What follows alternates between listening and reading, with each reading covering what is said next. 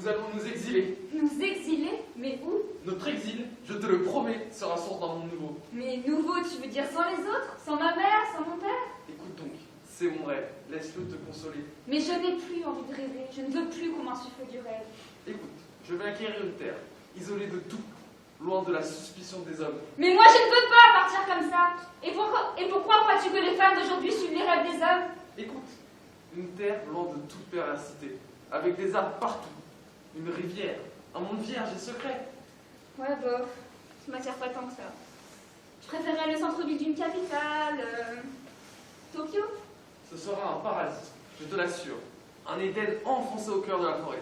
Là, nous construirons une magnifique maison. Ah, une maison, ça je veux bien, mais pas isolée, j'aurais peur. Et nous ferons venir de par le monde les animaux les plus fabuleux, Les animaux, vraiment? les plus sauvages, et nous en ferons nos compagnons de jeu. Et nous aurons encore d'autres enfants, et les animaux à leur tour mettront bas, Et nos enfants et les enfants des animaux vivront ensemble. au jour le jour. Peu à peu, une génération nouvelle, peu. Une génération nouvelle.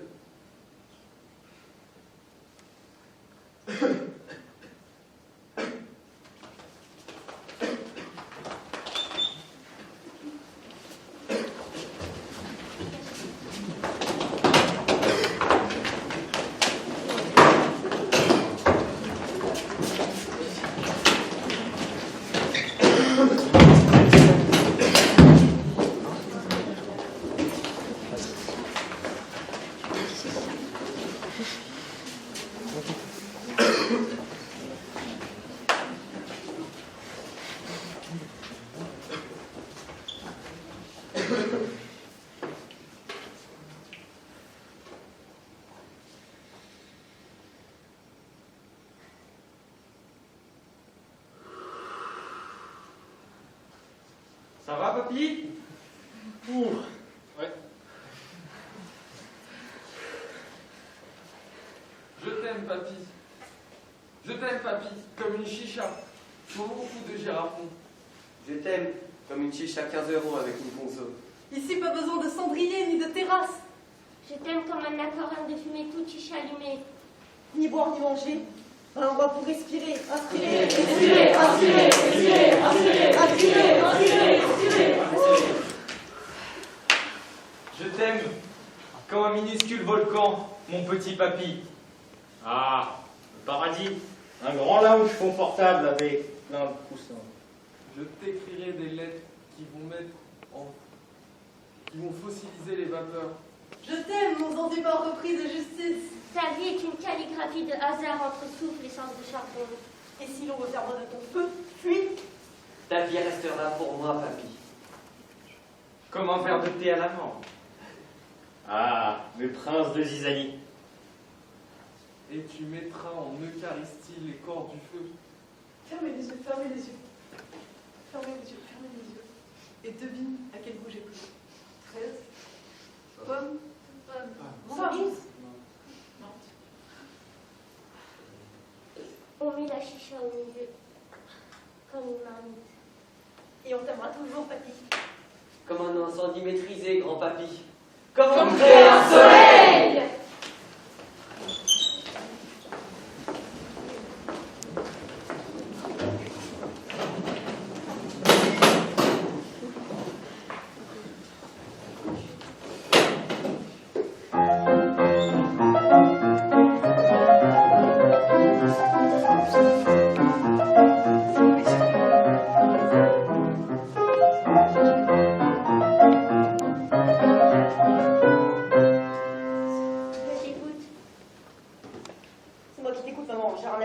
C'est à moi de t'écouter, je n'ai rien à expliquer, tu sais parfaitement quand tu débordes. Oh, maître, je suis tout à votre écoute. Vous prêtez à me comprendre. Quant au gouvernement, rien n'est à comprendre, cesse de revendiquer ta parole libre. La parole libre est consubstantielle à la réussite, maman. Il n'y a pas de parole libre, tout doit rester interne, intestinal, caché, étouffé, crevé. Tu as peur que j'ébolisse ton système? Rien n'est à craindre quand on gouverne, on ponce, on façonne, on détonne. Mais je suis ta fille! Et au nom des filles de notre République, je réclame l'ordre de votre gouvernance, Sinon, la menace m'intéresse, sinon, une grève de la faim. Très bien, cela me plaît, jeune fille. Fais la grève, mais cela n'empêchera personne de tourner, d'agir et de bouffer.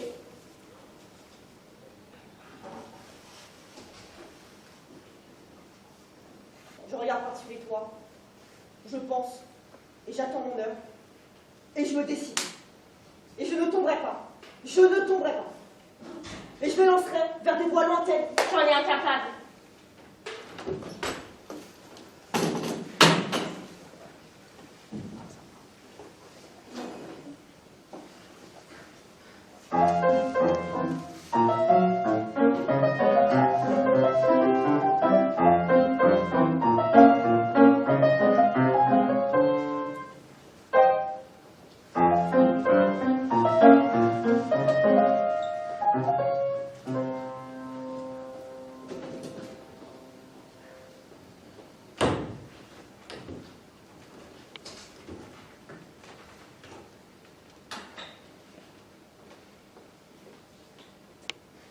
Oui, je t'écoute. Que faisais-tu? On accouche, maman, j'ai pas de ça à faire. Ton père et moi? Mon père! Mais quel père? Je n'ai pas de père. Nous avons pensé quelque chose de bien pour toi. Des vacances! Ça te dirait d'aller au pays pendant les vacances? Des vacances? Je ne bosse pas, je ne vais pas à l'école. Pourquoi je prendrais des vacances? Et puis je le connais pas, ce père. Justement, tu connaîtrais les autres membres de la famille. Et puis tu saurais à quoi ressemble ton pays? Mais mon pays, c'est ici, maman. C'est la cité, le quartier, le béton. Mais mec, Mais Lika, comme petit entrecas, c'est ici que je suis née et je ne peux pas connaître autre chose. Ça me suffit. D'où sors-tu ce couteau? et puis quoi encore? Il suffit que je l'ai volé? C'est Manu qui me l'a donné si tu veux le savoir. Mon envoûtement? Mon envoûtement! Amène-toi!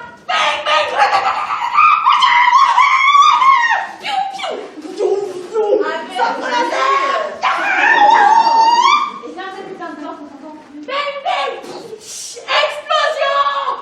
Explosion! Elle croit qu'il t'a fait le couteau. Ah! Alors là, ma vieille, tu te gourres sur toute la ligne. Manu, c'est ma mère. Mais Samia Gamal! Il n'y a pas de... Mais Samia Gamal! C'est ma mère. Parle avec respect ou je... Bang! Manu! Bon. Cool. Je m'excuse, madame. Le couteau, c'est à moi. C'est pas ça, Samia Gamal. Bah tu le vois, Florian. Dis donc mon envoûtement. Ça te dirait d'aller prendre des affaires journal? Pourquoi faire? Bah, comme ça, pour le fun, des vacances à l'œil. À l'œil? Gratteux, je te dis. Ben ouais. L'Afrique, on a beau dire que son délire, c'est au top. Pas de marrant, ce truc-là. Maman, j'ai deux nouvelles à t'annoncer. Une bonne et une mauvaise. La bonne, c'est que... Je t'ai trouvé quelqu'un pour ton voyage. Et la mauvaise? Moi, je n'y vais pas. Je serais prête à prendre des vacances partout. En Chine, en Amérique, au Brésil, même à Béthune. Mais en Afrique, ça non. En tout cas, pas maintenant. Je ne suis pas encore prête pour l'Afrique. C'est ce que tu voulais me dire, maman? Bon, puisque tout le monde est d'accord, je vais gagner ma danse. Et tu sais, maman, je sais que je fais beaucoup de bêtises, hein, mais il m'arrive aussi de penser à toi. Ça ne fait pas du tout plaisir de voir ma mère nettoyer chez eux toute sa vie. Pas du tout plaisir. J'allais presque oublier, hein. Mais ne crois pas que je passe mon temps à rien foutre. J'apprends aussi à danser.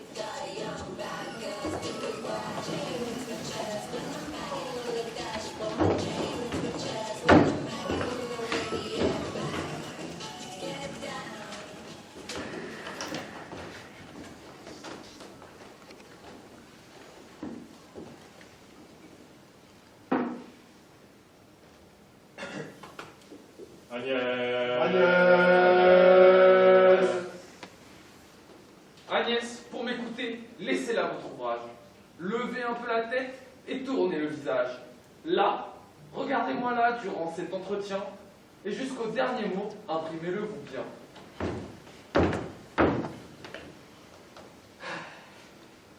Je vous épouse, Agnès.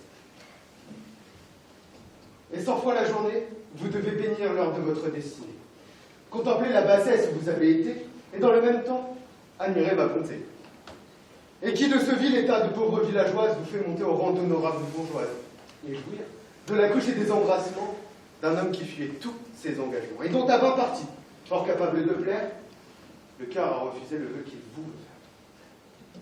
Vous devez toujours, dis-je, avoir devant les yeux le peu que vous étiez sans ce nœud glorieux. afin que cet objet, d'autant mieux vous instruire, a mérité l'état où je vous aurais mis. À toujours vous connaître et faire qu'à jamais je puisse me louer de l'acte que je fais. Le mariage, Agnès, n'est pas un badinage. À d'austères devoirs, le rang de femme engage.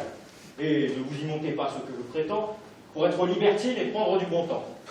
Votre sexe n'est là que pour la dépendance. Et du côté de la barbe est la toute-puissance. Bien qu'on soit deux moitiés de la société, ces deux moitiés n'ont pourtant point d'égalité. L'une est moitié suprême, l'autre subalterne, l'une est toute soumise à l'autre qui gouverne.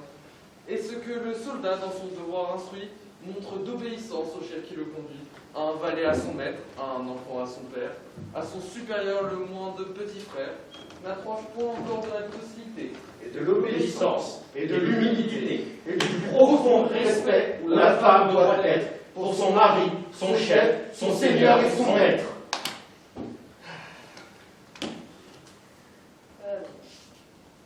Mais comment pourrait-on accepter en 2021 un discours pareil? Brosser du mariage à tel portrait de quoi faire n'importe quelle jeune fille. L'union ici semble pire que la prison, que l'esclavage. Soumission, obligation, devoir, châtiment divin. Il n'y a rien là qui puisse susciter l'envie de dire oui. Donc j'aimerais, cher Arnolphe, vous répondre pour vous montrer à quel point votre manière est complètement insoutenable, encore plus aujourd'hui qu'au XVIIe siècle. La situation de la femme a en effet beaucoup évolué. Nous le savons tous, elle a toujours été égale de l'homme sur le plan intellectuel. Maintenant, elle aussi sur le plan juridique. Les mêmes droits lui ont enfin été reconnus. Pourquoi devrait-elle donc se soumettre à un mari? Aujourd'hui, le mariage sanctionne l'union de deux personnes égales. Aucune des deux ne peut exercer une domination sur l'autre. De plus, dans votre longue tirade, vous n'envisagez que les obligations de la femme. Comme si le mari ne lui devait rien. Il s'agirait de ne pas oublier les obligations du mari. Si un mari manque à ses obligations envers sa femme, il rompt ainsi le contrat qu'ils ont conclu. Pourquoi devrait-elle alors lui rester fidèle? Un détail de votre tirade me semble particulièrement significatif. Votre peur panique d'être cocu. Elle montre à quel point vous êtes conscient de votre manque de charme. Et pourtant, au lieu de chercher à combler ce défaut en montrant vos qualités et en faisant preuve de gentillesse, de douceur ou d'humour, vous vous rendez encore plus repoussant par votre déclaration et vos menaces. Comment peut-on légitimement exiger que quelqu'un nous reste fidèle lorsqu'on ne présente soi-même aucun attrait?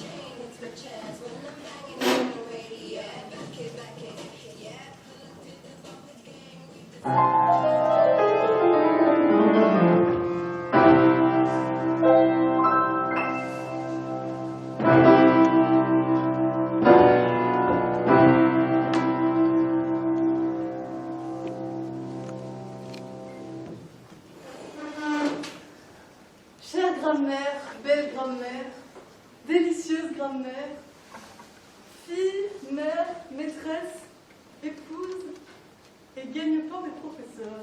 Tous les jours, je te trouve des charmes nouveaux. Il n'y a rien dont je ne sois capable pour toi. La volonté de tous les écolâtres d'Espagne m'a porté. Une langue sans professeur, c'est comme une justice sans juge. Un contrat sans notaire, une licence épouvantable. Et on m'a donné à lire leurs copies. Je veux dire leurs dépêches, relations, mémoires, comme ils disent. Je n'arrêtais pas de marquer des fautes. Les plus nobles mots de notre idiome employés à des usages autant nouveaux que grossiers. Et ces mots que l'on ne trouve dans aucun lexique, est-ce du toupie, de l'aztèque, de l'argot de banquier ou de militaire? Et qu'ils s'exhibent partout sans pudeur comme des caraïbes emplumés au milieu de notre notre jury d'agrégation. Et cette manière de joindre les idées, la syntaxe pour les réunir à combiner main noble des tours, qui leur permet peu à peu de se rapprocher et de faire connaissance. Mais ces méchants poussent tout droit devant eux, et quand ils ne peuvent plus passer, Ils sautent. Vous trouvez que c'est permis? Le Noble jardin de notre langage. Est en train de devenir un parc à brebis. Oh, un champ de foire. On le piétine dans tous les sens. Ils disent que c'est plus commode. Commode. Commode. Ils n'ont que ce mot-là à la base. Ils verront le zéro que je vais leur planquer pour leur commode. Ah, voilà ce que c'est pour un pays que de sortir de ses traditions.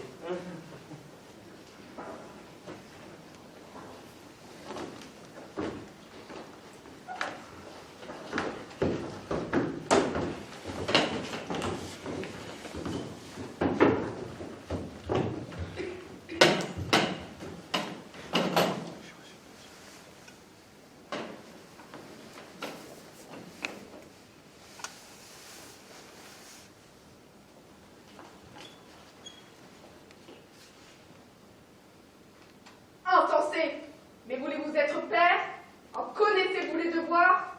Si vous les connaissez, permettrez-vous à votre fils ce que vous attendez de moi? Ah, si j'osais répondre! Répondez! Vous me le permettez? Je vous l'ordonne! Lorsque vous avez voulu ma mère, lorsque toute la famille se souleva contre vous, lorsque mon grand-papa vous appela fils ingrat, et que vous l'appelâtes au fond de votre âme père cruel, qui de vous deux avait raison? J'avais des ressources, et votre mère avait de la naissance. Des ressources! L'amour et l'indigence m'en fourniront. Craignez les mots qui vous attendent. De votre force et de ma fille, celle que je redoute. Craignez de perdre ma tendresse. L'amour de mon choix sera recouvert. Mon fils, je vois que je vous parle en vain et que la raison n'a plus d'accès auprès de vous. Quittez vos projets, je le veux, et je vous l'ordonne, par toute l'autorité qu'un père a sur ses enfants. L'autorité, l'autorité, il n'en que ce mot. Respectez-le. Voilà comme ils sont tous. C'est ainsi qu'ils nous aiment. S'ils étaient nos ennemis, que feraient-ils de plus? Que dites-vous? Que murmurez-vous? Je dis qu'ils se croient sages parce qu'ils ont d'autres passions que les nôtres. Taisez-vous! Ils nous ont donné la vie que pour en disposer. Il a rempli d'amertume. Et comment serait-il touché de nos peines? Vous oubliez qui je suis et à qui vous parlez. Taisez-vous, craignez d'attirer sur vous la marque la plus terrible du courroux des pères. Des pères, il n'y en a point. Il n'y a que des tyrans. Oh ciel! Oui, des tyrans! Éloignez-vous de moi, fils ingrat et dénaturé. Allez loin de moi. Loin de moi. Mais où vas-tu? Mais où vas-tu? Mais où vas-tu? Vas-tu, malheureux?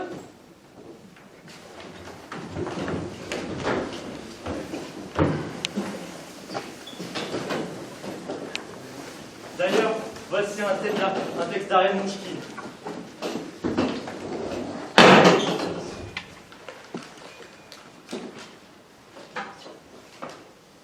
Il faut fuir l'incrédulité ricanante, enflée de sa propre importance.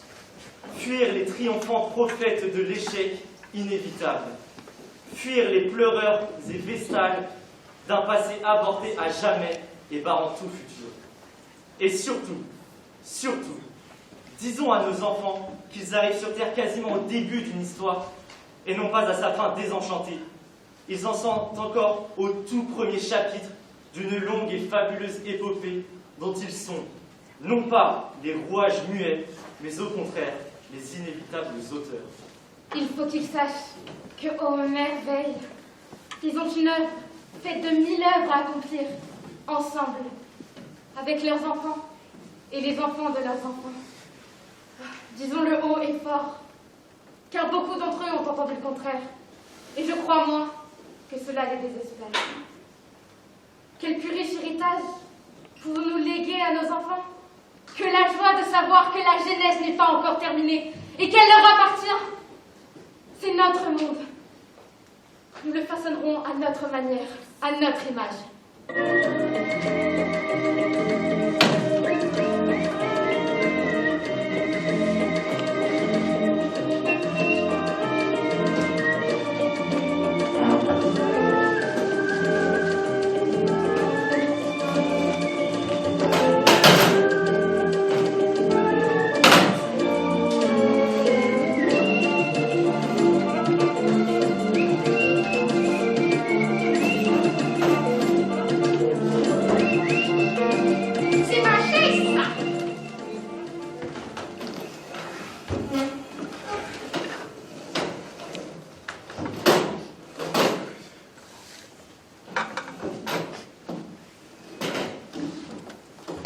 Il n'y aura personne.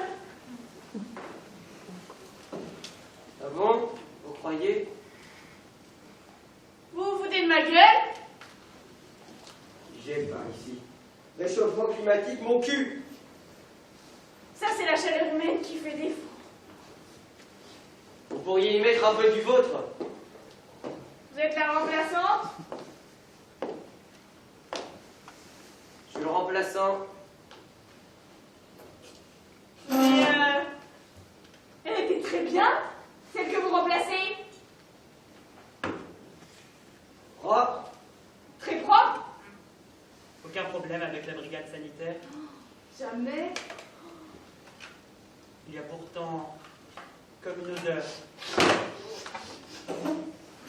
Quelle odeur? Une odeur de champignons. C'est ça. Depuis que vous êtes là, oui. Depuis que je suis là, vous vous grattez. Et depuis que vous vous grattez, il y a une odeur. Et voilà, c'est reparti. Vous êtes arrivé, ça m'a gratté. Vous vous râpez. Vous allez nous en foutre partout de votre peau qui part en miettes. Je fais de l'eczéma. Vous êtes là, je n'y fais pas. Ou alors vous nous avez ramené des saloperies de bestioles. Je m'en fous. Je me roule une cigarette. Rouler une cigarette?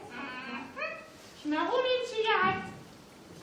Vous n'allez pas vous rouler une cigarette? Est-ce que je vous dis que je me roule une cigarette?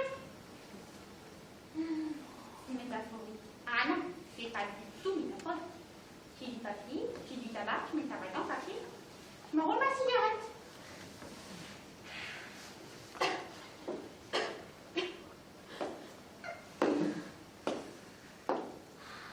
Vous avez du papier et du tabac? J'ai du papier et du tabac. Je ne vous crois pas. Du papier, du tabac, et voilà. Encore un coup de bluff. Pas du tout. Ce n'est pas du tabac. Alors c'est quoi? De la tisane, des herbes de Provence, du thé vert. Du tabac artisanal. Ça se peut pas. Et pourtant, je l'ai vu.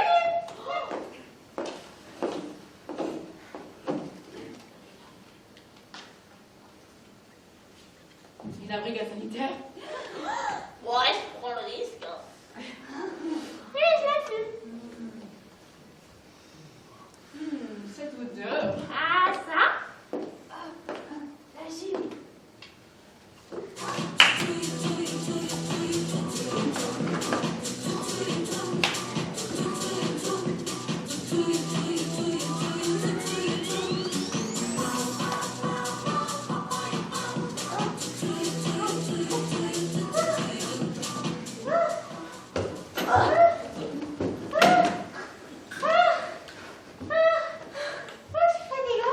Ah non. Ah non. Non. Le plus épuisant, c'était les enfants. Les enfants, c'est très fatigant. Ah ouais, quand ils venaient toucher, sentir la peau, le tissu, la matière, la chair, Les marques, les petits affaissements, les plis et les replis. Pas un centime de produit là-dedans, pas un centime de produit réparateur ou de fabrication dans l'une des petites bagues au fond des yeux. et pas une goutte de botox. Ah non, jamais une injection. Une vieille peau. Vrai de vrai. Moi, pareil, authentique. La vraie nature humaine. Les yeux qui pleurent tout seuls, un peu flou vitreux, et les poches en dessous. Les paupières comme des rideaux qui tombent, et le front au-dessus des paupières. La peau par bourrelet qui appuie et retombe. Et les joues, les retombées des joues. Les deux grandes rides autour de la bouche, qui font comme deux parenthèses. Deux belles rides qui mettent la bouche entre parenthèses. Et juste autour, deux galettes, comme des galettes de sarrasin. Ah, j'adore. Il y en a des grumeaux comme dans la patate. Ah ouais. Les joues, le front, les yeux qui tombent. Mais le nez, il tient bon. Ah ouais, le nez tient le coup. Bien droit, bien net. Authentifié. Un nez nasal, planté au milieu du visage.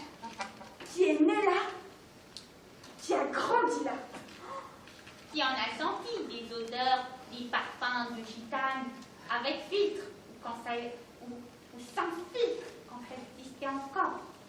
Un nez qui en a vu de toutes les couleurs. Et pourtant, il a tenu là sans jamais être retouché.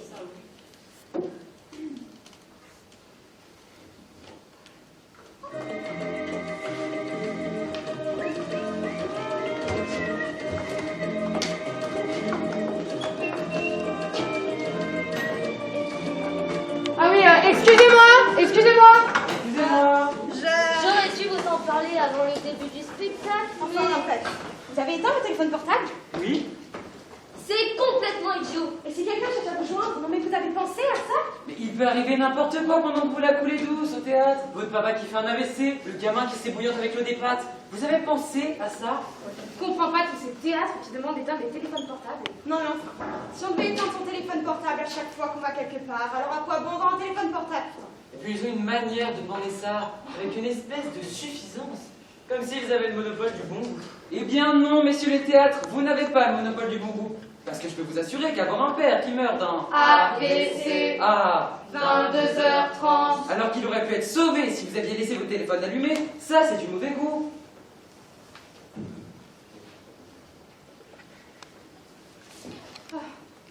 Si Dieu a voulu qu'on invente les téléphones portables, c'est qu'il y a une raison, non?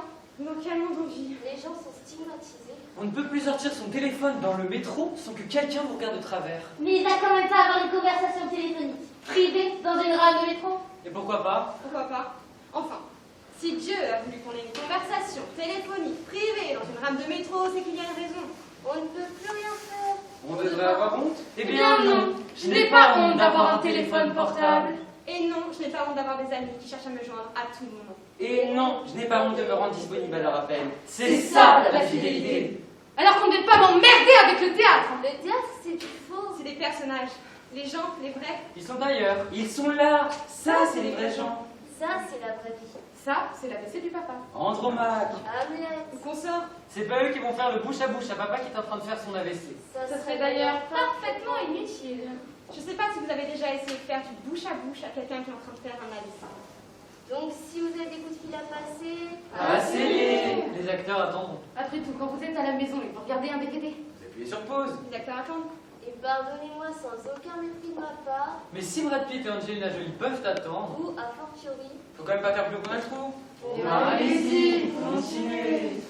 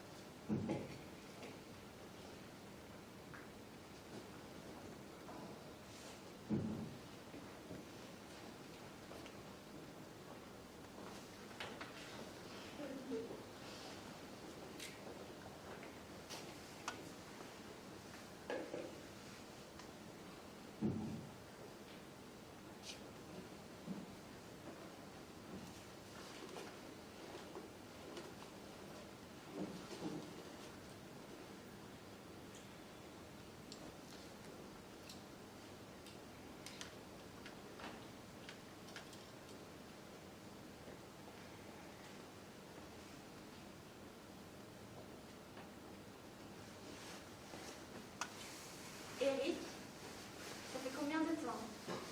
J'entame ma deuxième semaine. Eric entame sa deuxième semaine. Ça mérite des applaudissements. Nous sommes tous fiers de toi. Et toi, Sarah?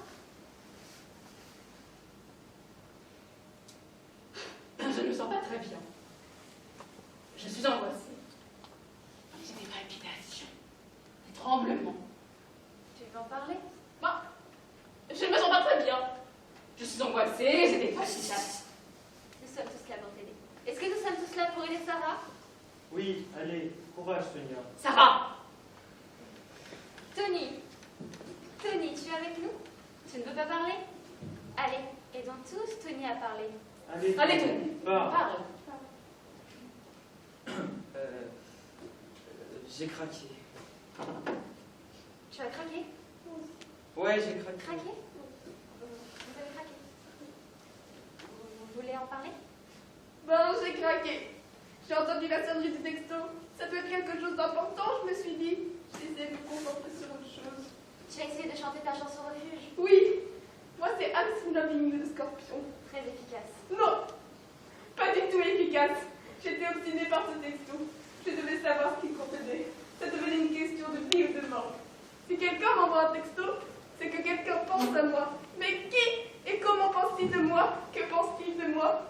Mon ego affamé de satisfaction, j'ai besoin de le savoir. Et la réponse était là. Ce texto, c'était tout. C'était moi, c'était nous. Ne pas le regarder, c'était comme se suicider. Putain, c'est super fort ce que tu dis, Elsa. High-tech, ma vieille, high level. Alors, tu t'es approché de ton téléphone? Tu vas réciter ta prière? Oui, je lui ai dit. Oh, toi, excroissance honteuse de mon cerveau malade, tu n'auras pas raison de ma raison. Je te regarde, et par ce regard, je prends mes distances vis-à-vis de toi. Je fais œuvre de distance. Et tout en récitant, je le prenais dans ma main. Je pouvais plus me contrôler. Putain, high level, mec, high level. Et puis, j'ai lu le texto. C'était qui? SFR vous souhaite une bonne année. Ah, ça m'a rendu fou. J'ai pris mon téléphone, j'ai regardé tous mes messages, mes amis Facebook, mes contacts, tout. Je voulais exister, vous comprenez? Je voulais... Moi aussi. Moi, c'était Bouygues. Il souhaitait un joyeux anniversaire. Stop! Stop, putain! Stop! J'ai pas envie d'entendre ça. J'ai pas envie, je peux comprendre ça. Vous pouvez comprendre ça? Pour moi aussi, c'est un peu bas. Pour moi aussi, c'est dur. Et vous venez tout foutre en l'air à cause de votre putain de manque de volonté. Et si moi aussi, j'ai décidé que j'avais plus assez de volonté, si moi aussi je prends mon téléphone et regarde mes messages, non, non, non.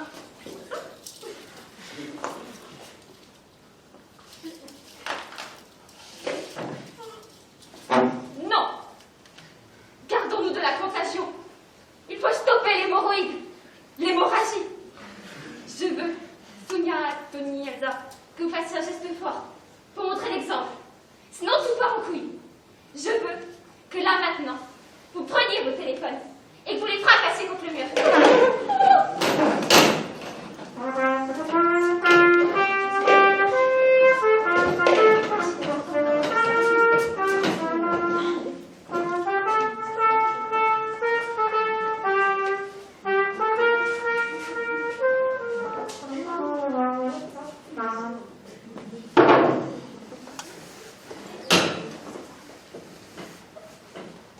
Il faut d'abord imaginer un drapeau tricolore qui caresse le vent nocturne et qu'incendie un projecteur. Puis, le cadre s'élargissant, la façade du palais de l'Élysée apparaît, durement sculptée par l'éclairage artificiel. Une seule fenêtre est allumée, zoom avant sur la fenêtre. Un fondu enchaîné donne l'illusion qu'on pénètre à l'intérieur. Le président de la République sourit, assis dans un fauteuil, près d'une cheminée où dansent des flammes. Français, Françaises, dit-il, les écoliers sont en vacances depuis ce matin. Les fêtes de fin d'année ont illuminé les rues de nos villes et de nos villages. Il est d'usage qu'à cette occasion, le président de la République présente ses vœux à ses compatriotes. Je n'y manquerai pas.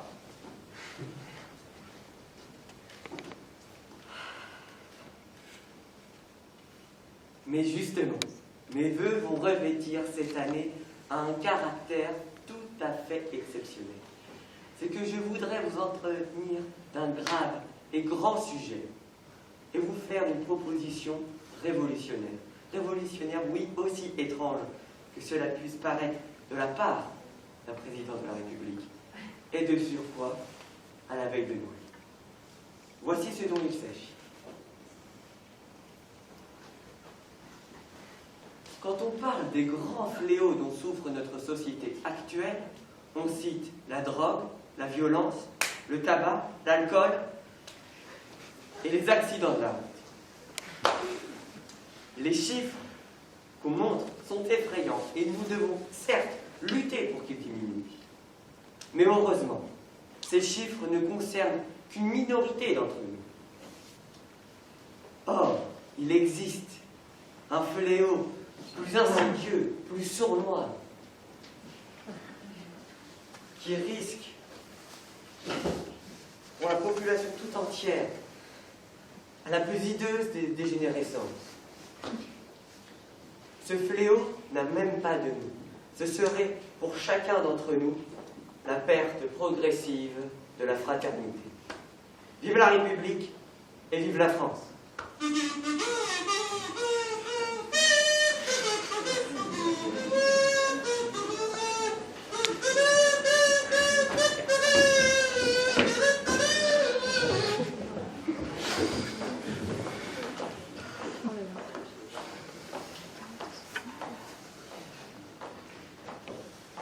Je suis la génération Z. Je suis né l'année de la mort de Rosa Parks, en 2005. Moi, je suis née en 2004, la veille des attentats de Madrid. 10 bombes, 1500 blessés, 191 morts. Je suis née 3 jours après que le robot américain s'est posé sur Mars. En 2004, le premier mariage homosexuel est célébré, mais il est déclaré hors la loi. En 2004, un tsunami a ravagé la Thaïlande, l'Indonésie, le Sri Lanka et une partie de l'Inde et a fait 230 000 victimes. Cette même année, la loi française autorise la suspension des traitements en fin de vie. C'est aussi l'année où Grégory Le Marchal a remporté la Star Academica. Où Ray Charles est mort. Et où Mark Zuckerberg lance le site de Facebook. Je suis une génération qui n'a pas connu le monde sans Internet. J'ai besoin de mon portable, de rester connecté, du numérique. On en a besoin, même pour le lycée. Ah ouais, on peut plus rien faire aujourd'hui. La place du numérique dans ma vie, une grande place, voire une place envahissante. Une addiction qui me coupe parfois du monde. Le numérique occupe probablement dans ma vie la place la plus importante dans ma vie, après ma famille. Je suis né avec les jeux vidéo.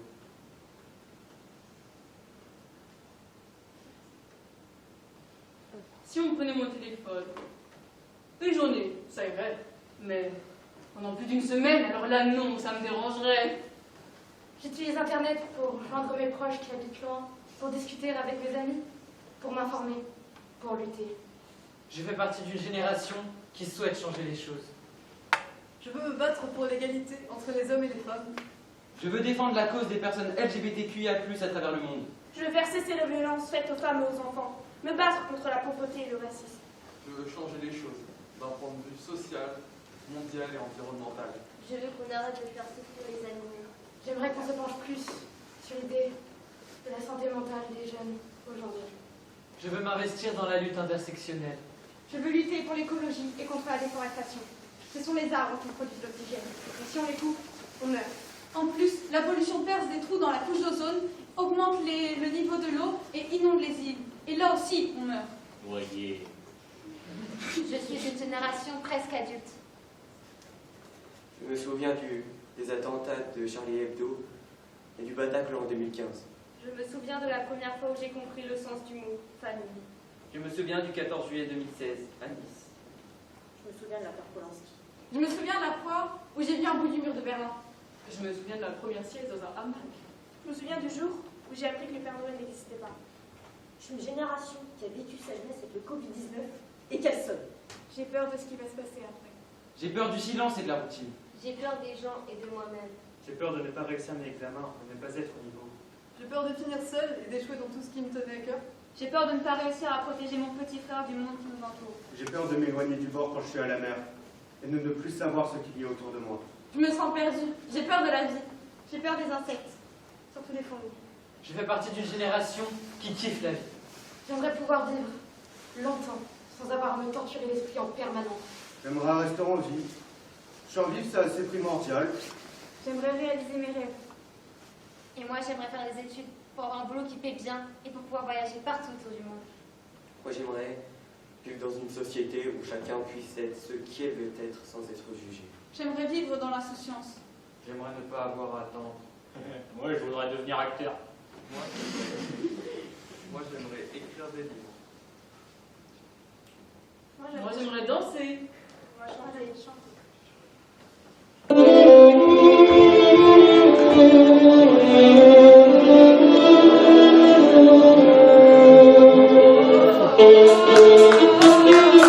Thank you.